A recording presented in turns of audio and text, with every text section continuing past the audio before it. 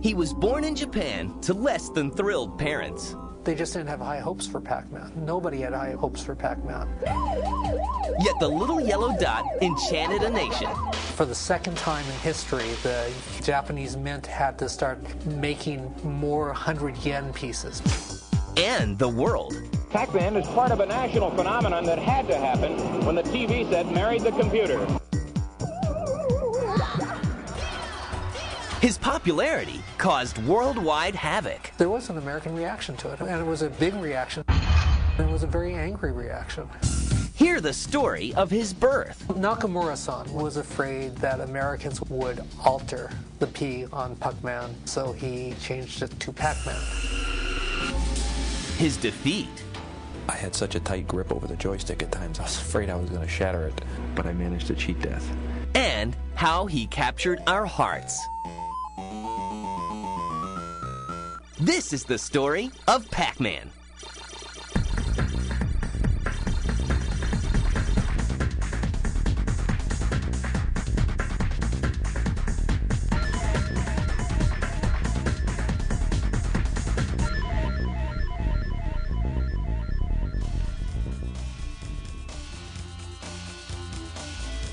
Back in the early 80s, every town would have a recreational center.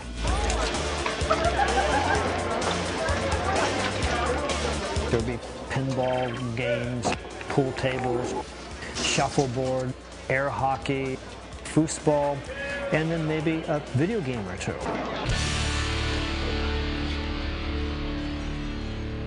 And most people didn't bother to go to the recreation centers in their town until some of the more modern games started coming out. Video games have been out there since about 1972, but they really had no major impact on the public. But all that is about to change with the birth of Pong, a video game that paves the way for the golden age of arcades to officially begin.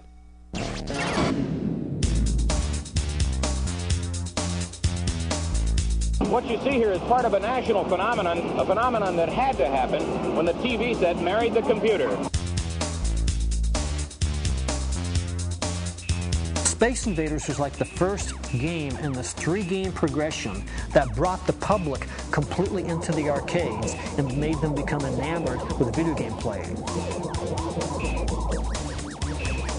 Space Invaders had initiated the wave and the excitement in arcades in both Japan and the United States. And right after Space Invaders, Asteroids came out, and Asteroids suddenly had further enhanced gameplay where people could get very high scores, and also got the competition going for people playing against each other in a bigger way than Space Invaders started for high score laurels. Video games were everywhere.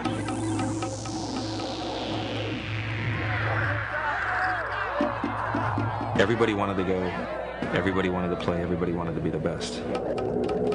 It starts with a quarter. By 1979, the American craze for video games is just beginning. They seem to have captured America's imagination, and its pocket change as well. But on the other side of the world, a young Japanese game designer named Toru Iwatani is inventing something new. Something that will change video games forever. Iwatani-san is a very interesting fellow. He came to Namco, he wanted to make video games, arcade games, based on pinball. He wanted to make a game that would appeal to women. He wanted to make a game that would be non-violent. And he wanted to make a game using the word taberu, which was to eat. Namco's president likes the premise. Iwatani is assigned a team of 9 designers to help bring his vision to life. Bear in mind, back then, hardware was pretty limited. You could get shapes and colors, but they couldn't be very detailed. But he started the game, and one of the first things they ran into was, what does this character look like? When I interviewed Iwatani-san, he talked about going to a pizza parlor with his designers. They were eating a piece of pizza. Somebody pulled a slice out. And he looked down at the tray and there was PacMan staring at him. Fact or fiction? You make the call. Interestingly, though, in an interview he gave the year Pac-Man came out, he said that he would have liked to have said that he went to a pizza parlor and was inspired by pizza. So take it any way you want to take it. It's a great legend, and the industry needs its legends, right? After months of development and location testing, Pac-Man is ready for market. But he takes a back seat to a more conventional game. They made Pac-Man at the same time they made another game called Rally X. And absolutely everybody at Namco loved Rally X. So then they took the games to a Tokyo Game Show, and everybody at the show loved Rally X. The main thing wasn't that people didn't like Pac-Man, they just didn't have high hopes for Pac-Man. Nobody had high hopes for Pac-Man. Despite the low hopes, Namco still finds an American distributor. They hooked up here with Midway Games. Midway was going to import both games. They took both games to an AMA show. Everyone loved Rally X still. Pac-Man was good. Rally X was the game of the show. And then they came out and, well, when's the last time you played Rally X?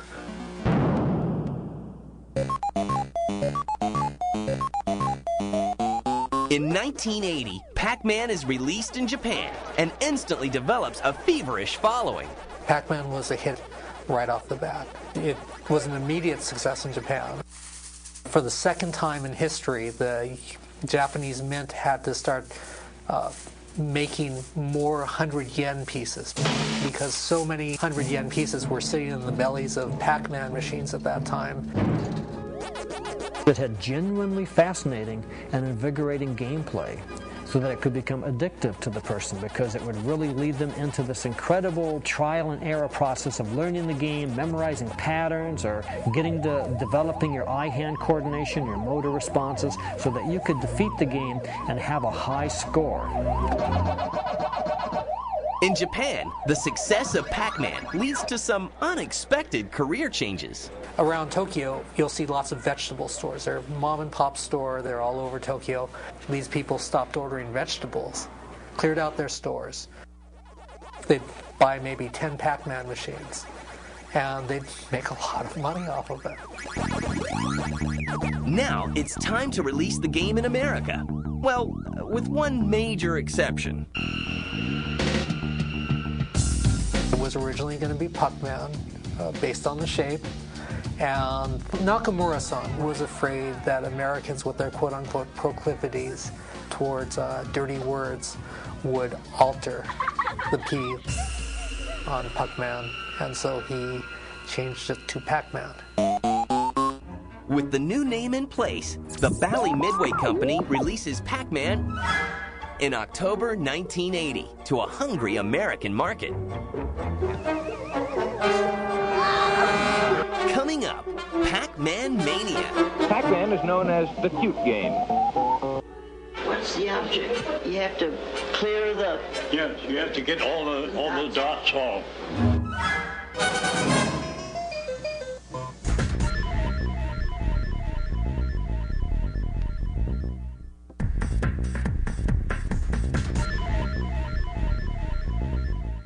Yellow creature gobbles dots while being pursued through maze by monsters. In October 1980, Pac-Man is released in U.S. arcades, and America catches the fever. Oh, I played Pac-Man the moment it arrived at a 7-Eleven just outside of Burley, Idaho. When Pac-Man came out, it caused everybody to fall in love with video games.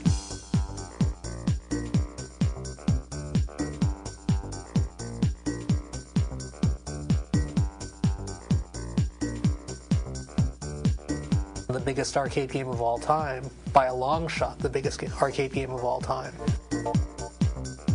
In the United States, it caught on. You'd go into any large arcade by mid to late 1980, and you'd see an entire row of Pac-Man machines.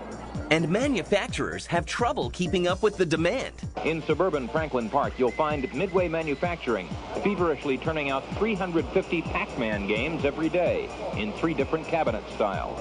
Remember, we're talking about 1980. We're talking about the beginning of MTV. People are still fascinated. They're fascinated with technology. They're fascinated with video, bright images, music, and the future. Pac-Man brought more people in. People went to arcades specifically looking for Pac-Man. The little yellow guy becomes the media's biggest star. Believe it or not, Pac-Man games are wildly successful. Pac-Man finds himself in some very strange places. They popped up everywhere. I mean, 7-Elevens would carry them. Grocery stores are carrying them. The funny one is that at least one funeral home had a couple of arcade machines in its basement. Pac-Man was so good that it managed to escape the arcade and be a unique item for entertainment that could be found any place, not just an arcade. It was an incredible phenomenon at that time. Suddenly, everyone wants a piece of the Pac-Man pie. Pac-Man was the granddaddy in marketing history of gaming property.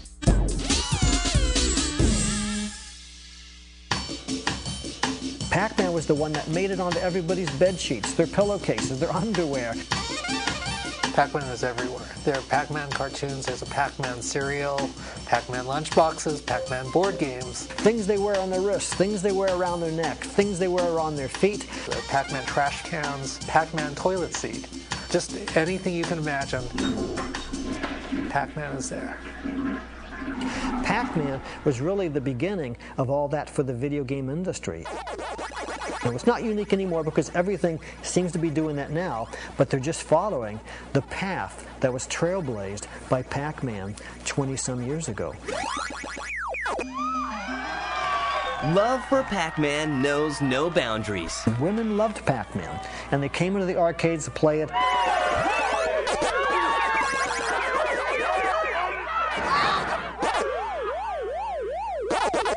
But Pac-Man causes mayhem among parents, and he finds himself on the wrong side of the law.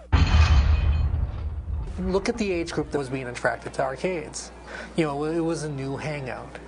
There was concern about how much time children were playing at the arcades, that they were squandering their lunch monies at arcades.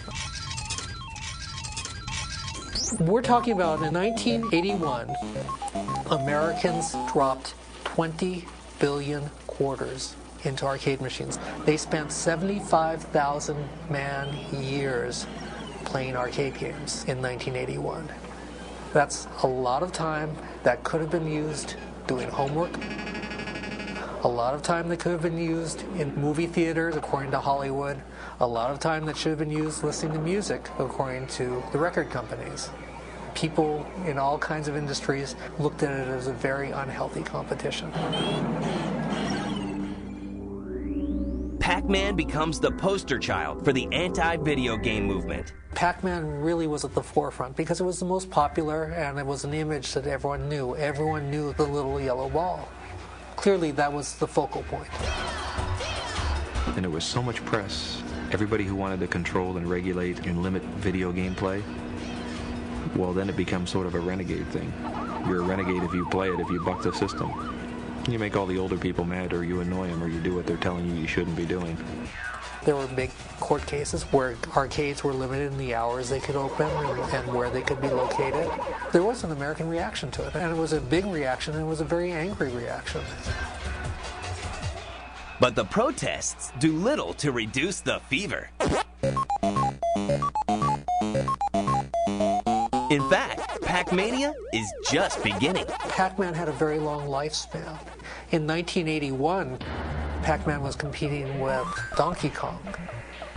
But before it was competing with Centipede, and it was competing with Battlezone. I mean, Pac-Man had just these long, long legs. Pac-Man was hot right up until Ms. Pac-Man came and eclipsed it. Ms. Pac-Man is released in January 1982. But the game is created by college students, not Toru Iwatani, the creator of Pac-Man. Ms. Pac-Man's a great story. Namco had nothing to do with the creation whatsoever.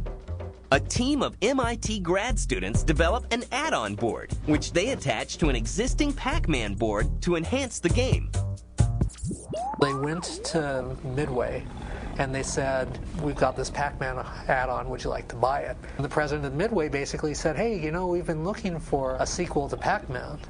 So they bought that add-on and they added it to PacMan. All they need now is a name. So originally they were going to call it Mrs. PacMan, but somebody said that Mrs. PacMan was offensive to women. So then they were going to call it Pac-Woman. But the problem was, in the cutscenes, she is a baby. And, you know, heaven forbid we show any Pac-Man promiscuity. Honey, don't you know I'm more than Pac-Man with a bow? So, a very politically correct Ms. Pac-Man is ready for the arcades. Upon release, she immediately outperforms her predecessor, selling over 115,000 units. But her fame is short-lived.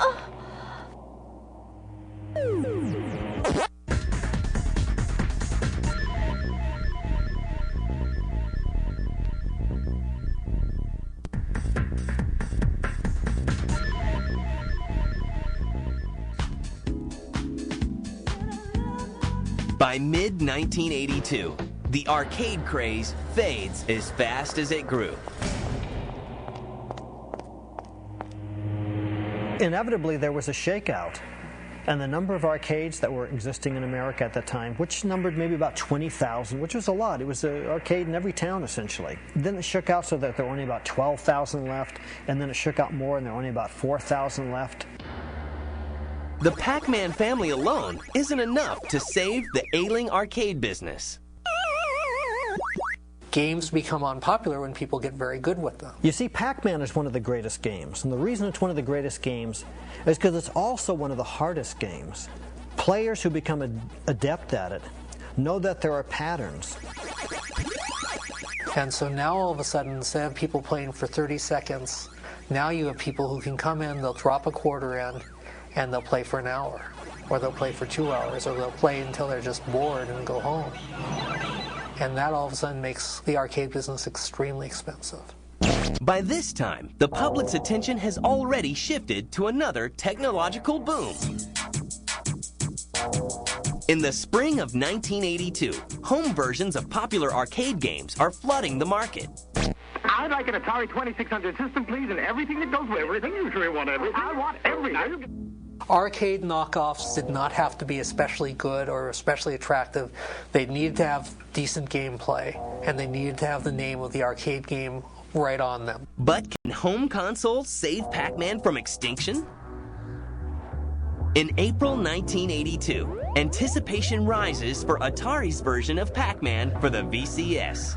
Here comes Pac-Man, biggest game in the history of arcades. People are really excited. The pre-orders are huge. Atari is so sure that this is going to be a hit that they made more copies of Pac-Man than there were active VCSs in people's homes because people would play it, and this would be a huge hit. But the game stunk. The game really, really stunk.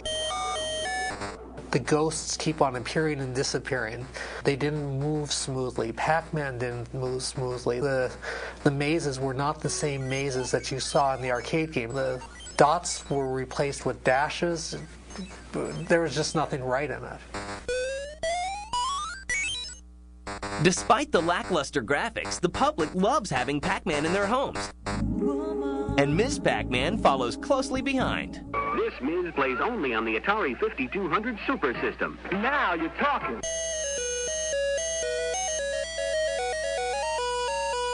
Attempting to cash in, competitors released their own versions of Pac-Man. There were all kinds of knockoffs. So what these companies have to do is these companies have to create something that's very Pac-Man-esque.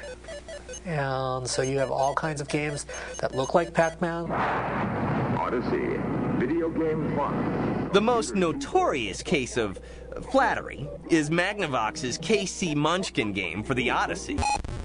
Atari takes Magnavox to court and wins. Meanwhile, Pac-Man's legitimate relatives continue to flood arcades. There's Junior Pac-Man, Baby Pac-Man, Super Pac-Man. There are all kinds of Pac-Mans.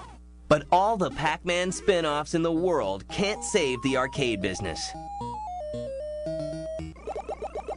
By the mid-1980s, the quarters stopped flowing.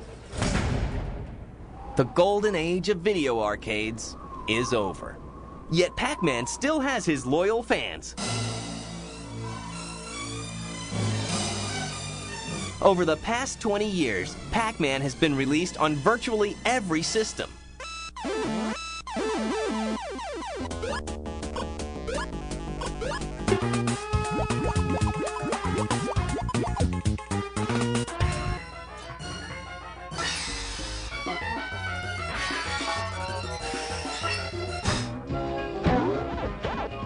And the desire for high scores never wanes. In 1999, Pac-Man finally meets his match. Billy Mitchell becomes the first person to play the perfect game. I'd say, yeah, people think I'm nuts. You have to be a little nutty to be this obsessive about something. On July 3rd, 1999, Mitchell, the president of a Florida hot sauce company, walks into New Hampshire's Fun Spot Arcade and slides a quarter into the Pac-Man machine.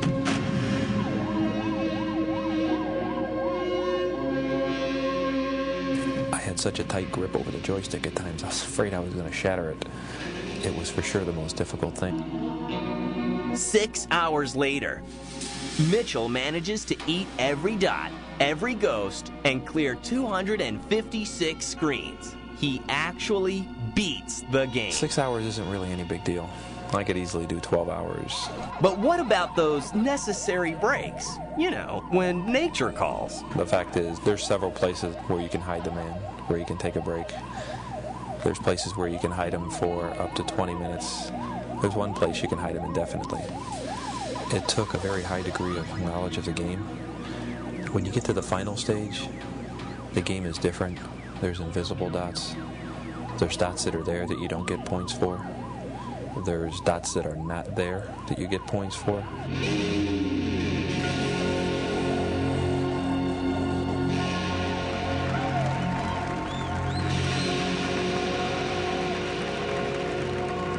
The record-breaking feat makes Mitchell somewhat of a celebrity. If I was looking for one to gain fame from, then I picked the right one. If I'm traveling someplace and if I'm traveling with Billy Mitchell, it's interesting to see the reaction that the public gives him. He has this unique persona, and people notice that, even when they don't know that he's Billy Mitchell, the world-famous Pac-Man player. Is he too old to be playing Pac-Man? Maybe. Am I too old to be doing what I do? Probably. For the young or the young at heart, Pac-Man is still evolving and still a blast to play.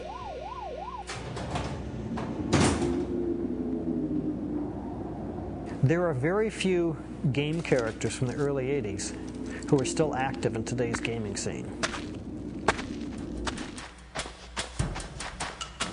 Pac-Man would be probably the main one. Pac-Man is engraved in that gaming psyche. Pac-Man did leave an indelible mark on 20th century culture, and especially late 20th century culture.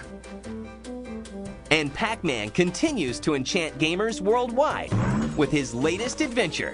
For Namco, Pac-Man is still very much alive. It's a sign that everything has gone full circle, and now the original games are being recognized and given their due once again, but in a new way. There will always be the people who are going to think about Robotron 2084 or Defender or Donkey Kong. But the biggest group will be thinking about Pac-Man when they think about arcades in the early 80s.